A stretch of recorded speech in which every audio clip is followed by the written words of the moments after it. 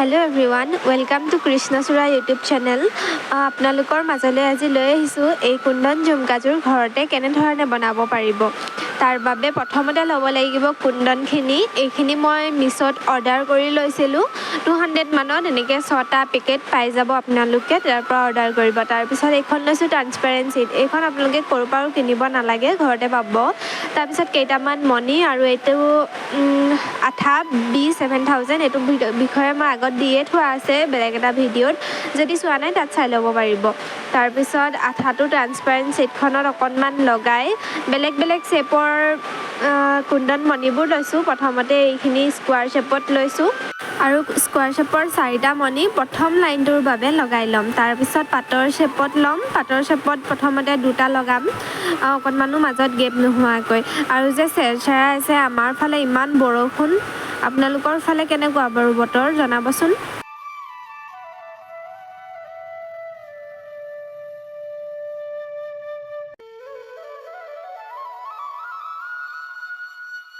Second লেয়াৰটো হ'ল, third লেয়াৰটোৰ বাবে প্ৰথমতে স্কুৱাৰ শ্বেপৰ এটা মাজত ৰাখিছোঁ, কিন্তু সেইটো স্কুৱাৰ শ্বেপত ৰখা নাই, অকণমান চাৰিচুকীয়াকৈ ৰাখিছোঁ আৰু কি বুলি কয় নাজানো, ৰম্বাছ নে তেনেকৈ। তাৰপিছত ছাইডত আকৌ পাতৰ 2টা ডিজাইন দিছোঁ, তলত আকৌ সেই তেনেকুৱা ৰম্বাছ নিচিনাকৈ দিছোঁ আৰু ছাইডত চাৰ্কল 2টা দিম।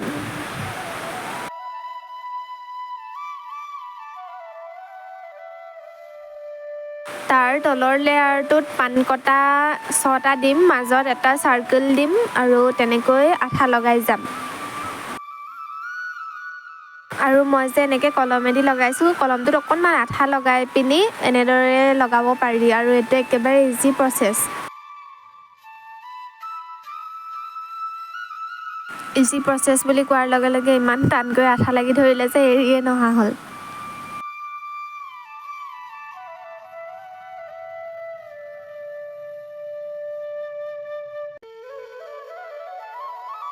তাৰ তলৰ লেয়াৰটোৰ বাবে একেবাৰে সৰু সৰু ঘূৰণীয়া কুন্দন মণি লৈছোঁ। এইটো একেবাৰে সৰু, ওপৰত লগোৱা চাৰ্কলটোতকৈ এইটো একেবাৰে সৰু, সেইকাৰণে এইটো লগাইছোঁ। আৰু এইটো গোটেইটো কভাৰ কৰি দিম, এনেদৰে তলতো দিম আৰু ছাইডৰ পৰাও দিম।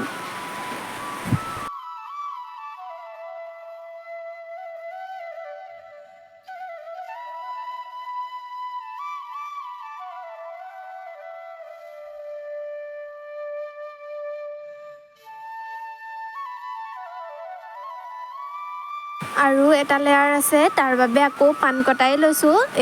এবাৰ বাহিৰৰ ছাইডলৈ মূৰ কৰাকৈ টোটেল 11টা এনেকুৱা পান কটা লগাই দিম।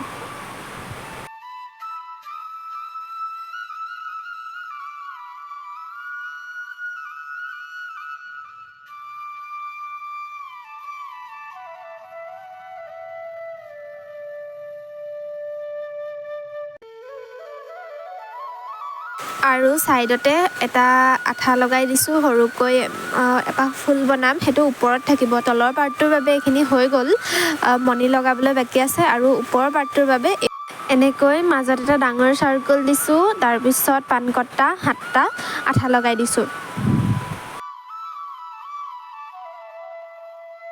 এইখিনি ভালদৰে শুকাবলৈ দিম অলপ সময়, তাৰপিছত এক্সট্ৰা ছিটখিনি কাটি এৰুৱাই দিম।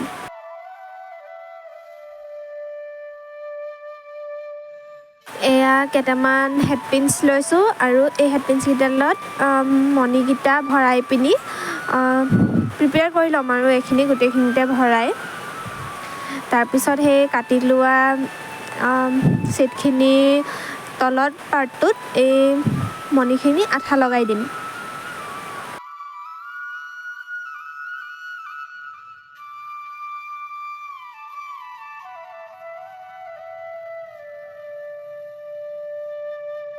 সেইখিনি মণি লগাই হ'লে আৰু 2ডাল হেডপিনছত এনেদৰে মণিটো মাজতে ৰাখি ল'ম আৰু এই 2টা পাৰ্টত এটাচ কৰি দিম।